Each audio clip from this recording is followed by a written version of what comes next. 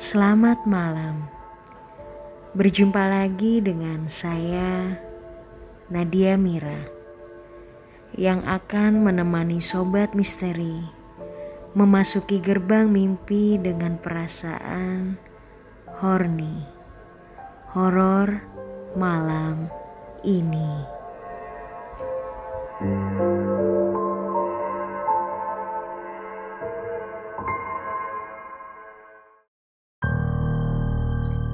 Pagi itu, cahaya matahari bersinar warna keemasan. Gumpalan awan putih tampak berkilau di langit biru. Sekawanan burung bersenandung dengan syahdunya di ranting-ranting pohon.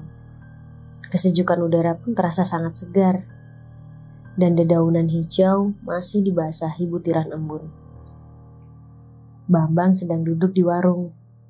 Sekitar 6 meter di belakangnya, duduk pula 3 orang pemuda yang sedang asyik berbincang. Di hadapan mereka telah tersuguh teh manis, pulut panggang, dan juga martabak pisang. "Pean mau pesan apa, Mas? Mas Bambang mau pesan apa?" tanya Juminten sambil tersenyum ramah. "Anu, teh hangat aja, sama pulut panggangnya. 1 ya Mbak," saut Bambang. "Tehnya yang tawar apa yang manis, Mas?" "Ya yang manis toh Mbak. Kalau mau yang manis, segelasnya 4.000 perak. Kalau mau teh tawar cuma 1.000. Soalnya gula mahal." "Teh tawar aja kalau gitu Mbak," kata si Bambang. "Tapi pakai air hangat, jangan dingin. Air hangat harganya gak ikutan naik kan?" "Kenapa teh tawar gak jadi yang manis?" Bambang lalu sedikit tertawa dan mulai menggombal. "Lah iya, soalnya kamu udah manis Mbak Jum." "Weh, gombal terus woi," ucap 3 orang pemuda yang duduk di belakang Bambang menyaut. "Kalau begitu tunggu sebentar ya Mas. Saya siapkan dulu teh tawar dan pulut panggangnya."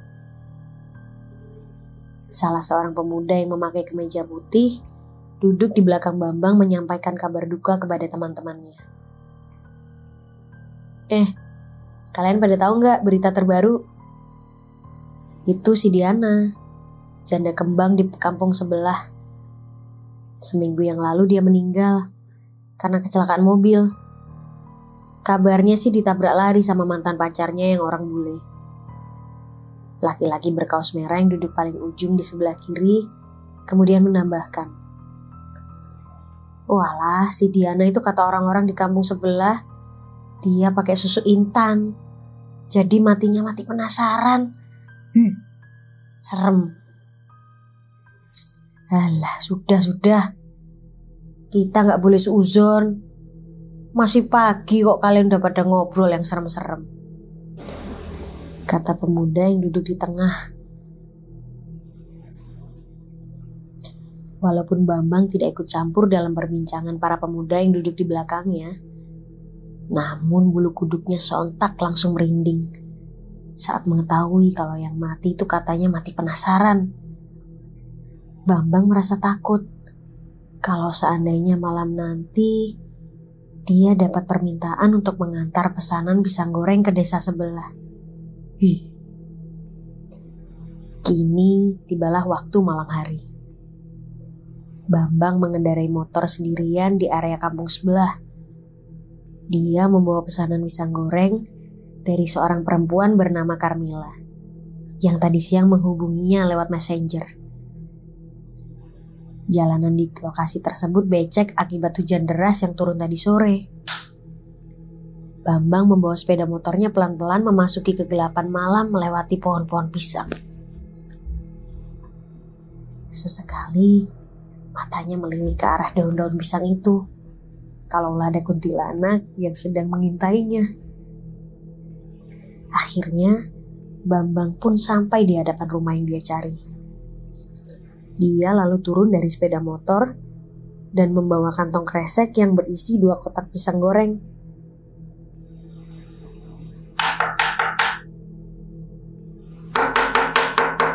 Assalamualaikum.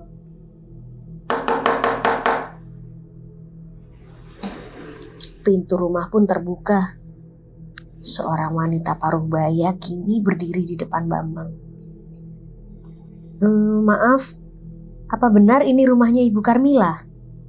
Saya mau mengantarkan pesanan pisang goreng. Oh, ayo masuk ke dalam.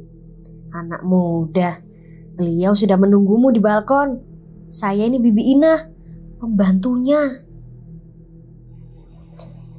Menunggu saya atau menunggu pisang goreng ya? Tanya Bambang dengan sedikit tertawa. Beliau ingin bertemu dan melihat wajahmu, Mas. Katanya penasaran sama mukamu. Beneran gak kamu itu seganteng yang ada di foto profil FB?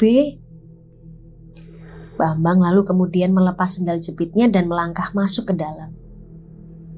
Rumah ini cukup luas di bagian dalamnya. Di bagian ruang tamu ada sofa hitam dan meja bulat. Lantai rumahnya berlapis marmer putih. Dinding-dindingnya menggunakan triplek tebal yang dicat warna kuning. Dan pencahayaannya di ruang ini pun sangat terang dengan lampu dioda. Mari saya tuntun kamu ke balkon, Mas. Sorot matanya terlihat tajam memandangi wajah Bambang. Bambang jadi ketakutan dan mulai merinding. Setelah masuk ke bagian ruang tengah dalam rumah besar itu, akhirnya sampailah Bambang pada sebuah tangga yang mengarah ke lantai 2. Kamu naik aja sendiri, Mas. Ibu Karmila pengen ngobrol 4 mata sama kamu. Dia itu janda. Siapa tahu, Mas, beruntung. Matanya masih menyorot dengan tajam, seperti tatapan mata singa yang sedang memperhatikan seekor kambing. Hah? Aku beruntung.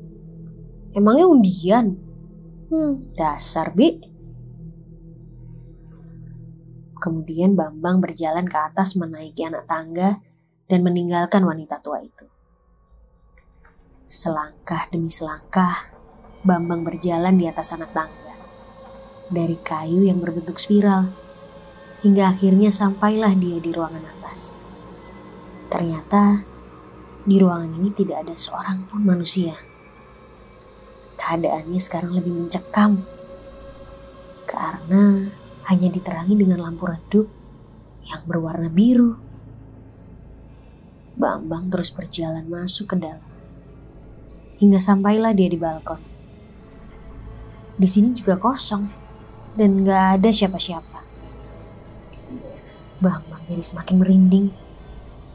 Dia lalu teringat tentang kisah kematian Diana yang dia dengar di warung pagi tadi. Tapi Bambang sadar kalau sekarang dia sedang berada di rumah Ibu Karmila, bukan rumah Diana. Walaupun mereka berdua sama-sama janda. Tiba-tiba ada yang menepuk bahu Bambang dari belakang. Sontak dia terkejut dan langsung membalikkan badan. Aduh, Bi Inah. Bikin kaget aja, Bi. Alah, anak muda. Kamu tahu gak ini rumah siapa? Tanya Bibi Ina dengan raut wajah yang kaku. Seolah wajah itu baru saja bangun dari kuburan dan sudah sekian tahun tidak pernah tersenyum. Ini rumah Ibu Karmila kan? Seperti yang Bibi sebutkan tadi. Bukan. Ini bukan rumah Karmila, tapi Diana. Si Karmila itu tetangga kami, tinggalnya di rumah sebelah. Dari atas balkon itu, Bibi Ina lalu menunjuk ke arah jalan yang ada di bawah di hadapan rumah. Lihatlah itu, anak muda. Itu dia Diana. Dia mencarimu selama ini. Pelan-pelan, Bambang menoleh ke belakang, ke jalan yang ada di bawah. Tampaklah di sana sesosok wanita berpakaian putih dengan rambut hitam yang tergerai panjang menutupi wajahnya. Wanita seram itu melambai-lambaikan sebelah tangannya, seolah memberi isyarat agar Bambang datang kepadanya. Hantu!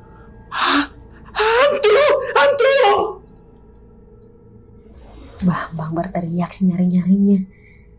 Kakinya sekarang gemetar hebat.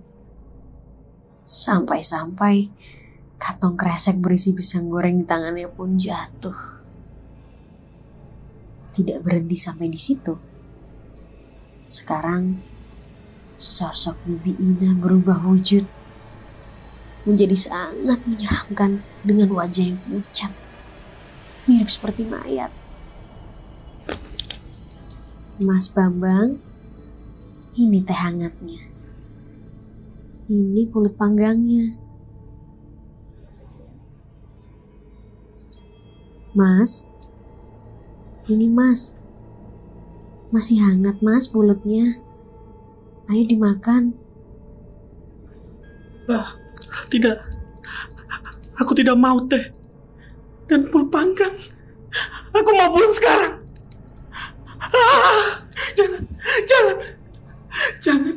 Jangan kau sakiti aku. Jangan. Tolong. Juminten pun sontak menjadi terkejut karena melihat keanehan Bambang yang menjerit seperti orang sedang kebakaran jenggot. Gelas teh panas itu pun lalu terlepas dari tangan Juminten dan air tehnya lalu tumpah di atas paha Bambang. 3 orang pemuda yang tadi duduk sambil berbincang di belakang juga jadi ikut kaget. Mereka segera bangkit dari tempat duduk dan menghampiri Bambang. Ada apa? Bambang? Hei, Bang, sadar Bang. Bambang, sadar Bang.